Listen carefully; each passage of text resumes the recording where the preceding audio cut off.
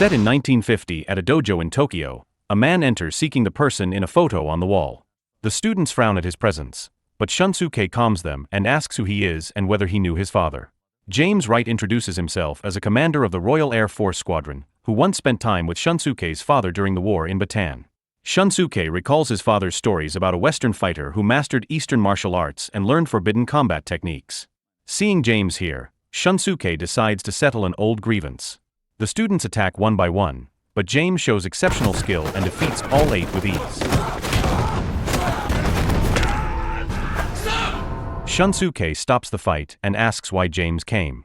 He had come with memories of captivity and the battles that defined him. This is Prisoner of War. The story moves back 8 years to the Bataan Peninsula in the Philippines. Japan is trying to capture the last Allied stronghold in Southeast Asia after a deadly 3-month war. James has been stranded since enemy aircraft shot down his plane. He is the only survivor of the mission and struggles alone in the jungle. Japanese soldiers search the forest for any surviving British airmen. James lays traps and ambushes, killing the soldiers with precision. One soldier is thrown onto a hidden bomb, triggering an explosion. The blast exposes James's position. He runs, but soldiers surround him.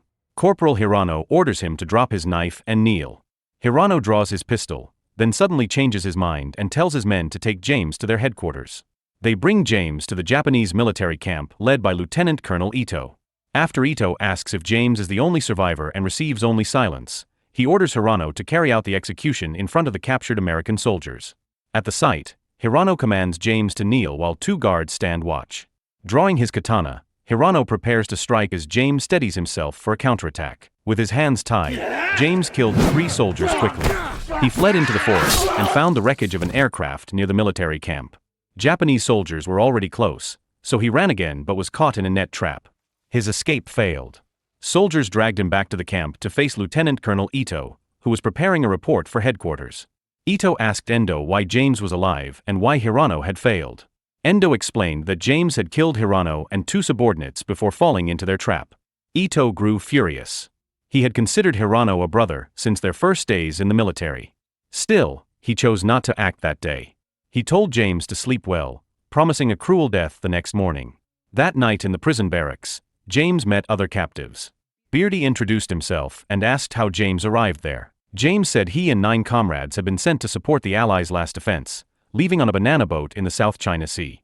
Their mission turned into a suicide run when enemy fire hit his plane at midnight, forcing a crash into the water. Gabriel, a United States Army First Sergeant, explained the camp rules and the hard labor ordered by the Japanese soldiers. He said their highest-ranking prisoner was Captain Collins, who stayed in another barracks and would meet James the next day. James answered that there might be no next day for him, since he had killed Ito's most trusted man. The next morning, Ito observed his soldiers as they trained in martial arts. Soon after, James stood in the fighting arena, prepared for execution. Hiroshi approached, drew his katana, and cut the rope binding James's hands instead of striking him down. 3 prisoners who had broken camp rules were then forced into the arena for a fight to the death. Koji, the strongest fighter in the camp, entered to kill them. He dispatched the 3 prisoners with ease, showing exceptional skill. James was ordered to fight Koji next. Hidden strength gave him a clear advantage. With 1 kick and a single punch, he killed Koji instantly. Koji's death angered Ito, who noticed that James's technique was beyond ordinary training. He told Endo that James used forbidden methods and vowed to see him dead soon. Later, James met Captain Collins, who welcomed him as an ally. Collins invited him to the barracks, where they shared Beardy's homemade alcohol. Collins asked about James's background and his martial arts training. James explained that he was born in England and raised in Hong Kong, where his father worked in a textile factory. After his father's death, he returned to England but continued training in Hong Kong, Thailand, and Japan. Before long, Endo entered and escorted James to Ito, who was receiving medical care from a prisoner named Teresa. Ito questioned James about his Japanese martial arts skills, calling them forbidden. James gave no details, yet Ito seemed to know who had trained him. Ito considered returning a cherished metal necklace that belonged to James, but he kept it instead, deciding James would die the next day. The next day, James prepared for what lay ahead. He left the barracks and entered the arena, where 3 Japanese soldiers waited to fight. He moved with precision and defeated them with ease. Ito watched with growing anger. James had left the soldiers alive, so Ito ordered their execution to punish failure. Back in the barracks, Gabriel explained that all prisoners would be moved to another camp within a week. The new camp would be worse. They had to escape or face a slow death. To call for help, they needed a radio. The only working set was on top of a tower. Everyone agreed to create a distraction so James could reach it. They staged a commotion in the sack fort. The guards rushed in, giving James a clear path to the tower. He climbed up and took the radio without alerting anyone. As James prepared to leave, Teresa saw him. She kept silent because she also wanted to escape. That night, Beardy asked if James understood the risk. Using the radio would expose them. James knew the danger, but said they had no choice. He asked Beardy to write down everything the Japanese soldiers said, even fragments, because he was the only one who understood Japanese. The next day, Ito stormed into the barracks. Someone had left the camp. He pointed at each prisoner until 2 men admitted they had caused the disturbance. He ordered their immediate execution. James saw an opportunity. He asked Jones where those men had slipped past the guards. Jones resisted at first but gave in after repeated questions and shared the location. That night, James set his plan. He disguised his bed to hide his absence and slipped past the guards. Hiroshi inspected the barracks during patrol. He paused at James's bed, sensed something wrong, but said nothing. Outside, James moved quickly through the forest toward the coast. He used the radio and heard a signal in the Navajo language used by American forces. Unsure of the message, he stopped and headed back. Before returning to the barracks, he checked the wrecked plane for any sign of help, then slipped inside to avoid detection. The next morning, James told Gabriel and Collins about what he had seen at the bay the night before. The darkness made details hard to see, but he believed American forces were approaching because he heard voices speaking Navajo. He did not understand the words, yet he recognized the language. He also described finding a glider near the hills and planned to use it for their escape. Collins doubted the idea because the glider had no engine. James explained that it only required a skilled pilot to fly low and hook a tow line during a pass. If the pilot came in straight and the area ahead was clear for 50 yards, the glider would lift off. Soon after, soldiers arrived to bring James to Ito. Ito asked whether James or any of his comrades understood the Navajo language. James, knowing the risk, denied any knowledge. He added that only Native Americans spoke it and that no American would teach it to him. Ito remained unconvinced and ordered his men to take James away for harsher punishment. Endo then asked for permission to kill James himself. Ito refused. He sensed a larger threat. American forces were moving closer to the island, and with James present, the British might soon arrive as well. Ito could not understand the Navajo words, but his instincts warned him that something was coming. Before the assembled prisoners, Ito punished James to set an example. James's hands were tied while soldiers beat him with rattan sticks. When the bindings were removed, one soldier continued striking him. Anger flared, and James fought back against 3 soldiers. Endo hit him in the face with a rifle, knocking him down, and waited for orders. Ito said nothing. Instead, he stepped into the arena and opened fire on several prisoners. 2 days later, James regained consciousness. He found himself in a medical area normally reserved for Japanese soldiers. Teresa, a prisoner who had been there for 3 months, explained that Ito's men had brought him there. James asked about conditions in the camp, but before Teresa could answer, Japanese soldiers entered and ordered her to leave. That night James woke to gunfire outside and saw Endo and Ito standing before him.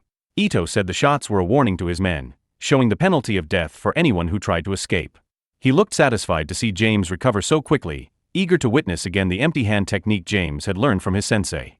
Although Ito could not understand the Navajo messages, he sensed that something important was coming and warned that if disaster struck, everyone there would die. Later, James returned to the barracks where the prisoners crowded around to ask about his condition. Beardy shared new information from the radio.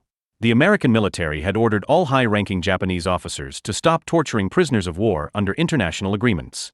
Allied forces had proof of abuse and promised swift action if the order was ignored. James felt uneasy. He feared the Japanese might respond with a desperate kamikaze attack that could kill everyone in the camp. Determined to move forward, he and Gabriel decided to check the glider again to confirm it could still be used for escape. They slipped through the darkness, staying low to avoid the guards. While they inspected the glider, a soldier who was urinating nearby heard them. Moments later Hiroshi arrived to investigate. James acted fast, seizing Hiroshi and holding him still. Gabriel prepared to kill him, but James stopped the attack, sensing Hiroshi might be willing to help. They continued their search until they spotted Collins killing a guard, which briefly disrupted their plan. James and Gabriel hurried back to the barracks and returned just as Japanese soldiers entered to count the prisoners. The next day, the prisoners watched as Ito's men tortured Collins. Ito announced that some prisoners had left the barracks and attacked the guards during the night. He demanded that the guilty reveal themselves. James stepped forward and claimed responsibility, asking that only he be punished. Ito moved closer and ordered James to prove his words by showing how he had killed the guards. He demanded that James use the forbidden technique on another prisoner. James refused. Endo then killed the prisoner himself. Ito called 3 of his soldiers into the fighting arena and ordered them to execute Collins. Collins fought with everything he had and seriously injured the soldiers before they killed him. Ito faced the prisoners and declared that anyone who broke camp rules would die. He said outside orders protecting prisoners of war meant nothing, because only his rules applied. James burned with anger and challenged Ito to fight him. Ito smiled and replied that a wise fighter never enters a battle he cannot win. Back in the barracks, James told his comrades they had to act that night. Beardy proposed using the word ATSA, a code the American military used, to send a signal. Gabriel agreed, noting they would have only one chance before the Japanese discovered them. After nightfall, James and Gabriel climbed the hilltop. Gabriel spoke the word ATSA over the radio and received a response. They gave their location for an Allied evacuation and returned to the barracks. The barracks were empty. Japanese soldiers rushed in and overpowered them. James and Gabriel woke to find themselves tied to chairs. Teresa and Anna slipped inside and began to free them. Teresa said Allied planes were already overhead attacking the camp. She handed James a knife in case he needed it. The 4 moved quietly through the chaos to recover the radio. Prisoners were being shot without mercy. When they found the main radio destroyed, James led them toward the tower where the last working transmitter remained.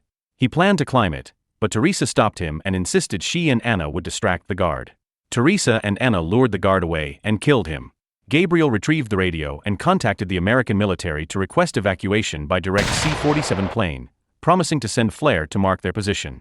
While Gabriel sent the signal, James fired at Japanese soldiers preparing to execute more prisoners, throwing the camp into chaos.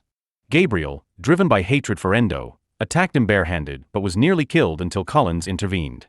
Collins saved Gabriel and ordered him to escape, then tried to stab Endo but was shot dead by Japanese soldiers. As the fighting raged, Ito waited in his barracks for James. When James arrived, they faced each other with katanas drawn. Their duel was fast and brutal, each showing equal skill. James gained the advantage and nearly killed Ito, but Gabriel rushed in and pulled him away as the rescue plane approached. They ran toward the glider while Endo aimed his rifle. Ito suddenly stepped in and stopped his subordinate from firing. At the extraction site, they prepared the glider so the approaching aircraft could hook the tow cable.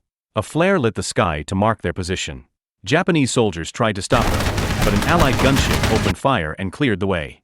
James managed to take several prisoners with him, though many were left behind. He silently promised to return for those still in the camp. The story then shifts to 1950. James learns that Ito had died the year before. As he prepares to leave, Shunsuke stops him and asks to see the forbidden technique. Impressed by Shunsuke's resolve, James agrees and they spar. Even after losing, Shunsuke insists on witnessing the forbidden move. Moved by his persistence, James demonstrates the powerful strike. Before the film ends, Shunsuke gives James a box left by his father containing the medal that once belonged to Ito. So the moral of the story is if you plan to fight a whole army, make sure you can also fly a glider and punch like a legend, because style points matter more than sleep.